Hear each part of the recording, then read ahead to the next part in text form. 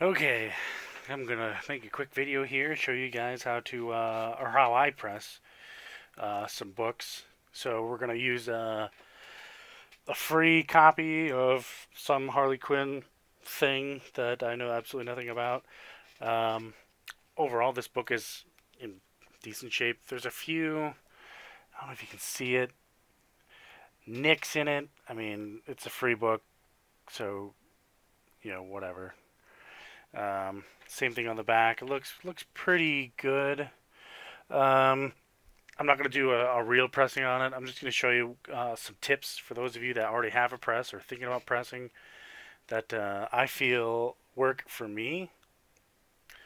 So I like to flip that bad boy on, and I'm going to crank it up to 120 degrees, or I'm sorry, 160 degrees.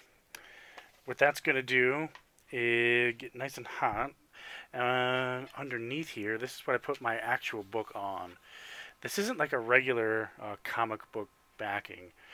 So here you can see an actual comic book back. It's a little bit bigger and it's ever so slightly thicker. I don't think it's a Silver Age back either. Just because the texture, I'm not sure what this is. I did get it at my local comic book shop. Magazine something. It's not a magazine back or board or whatever. I'm not sure what this is.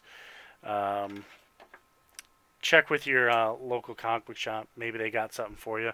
Like I said, it's a little thicker than a comic book back. So that goes on the bottom here. That's what I do. Kind of square it up. Take my book, and I do cover down, spine towards me. I do that first, like so. And then I take another one, whatever the heck these things are called. Put that in there, just like that. Make sure everything's even. Watch for overhang. And definitely make sure you don't have any pieces of dirt, or if you clean like I do, sometimes you get those little pink pebbles in there. Get rid of those. And then we're going to go ahead and press down. Nice and tight. Alright, so now it's in here. It's cooking. We got this heat. We see 175 degrees. I'm going to let that sit for 1 hour. After an hour, I'm going to come back, open this up, pull this out, pull the book out. Again, spine towards me. Now we're going to do cover up.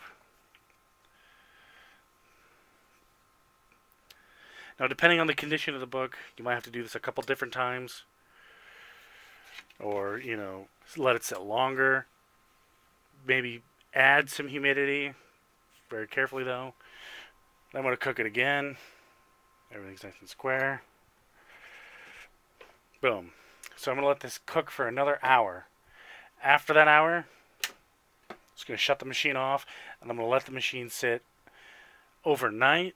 So what I like to do is come home from work, put a book in the press, 1 hour on each side, turn it off, go back to bed. The next morning I'll wake up, I'll go to work, then I'll come back after work, so about 5 o'clock, and then I'll start taking this book out. So this book sits in almost 24 hours, and then you can get some really good results. The longer you let it sit, the better it's going to be. You don't want to put too much pressure on it. Don't break it, because this is some cheap Chinese thing. I'm sure it's going to break soon. But overall, this is a really good press. I found this on Amazon for $100, and for life of me, I don't recall a model or a make, but there are some really great ones out there. This is definitely one of them. I recommend it. $100. I think they were offering free shipping at the time. So if you are in the market for one, I definitely recommend one this style. But there are more out there. I haven't tried any more. I've only had experience with this one. Like I said, it's a good one. Really enjoying it. Been pressing my own books for about 6 months. I do also, if you haven't checked out any of my other videos, I do dry clean my own books as well.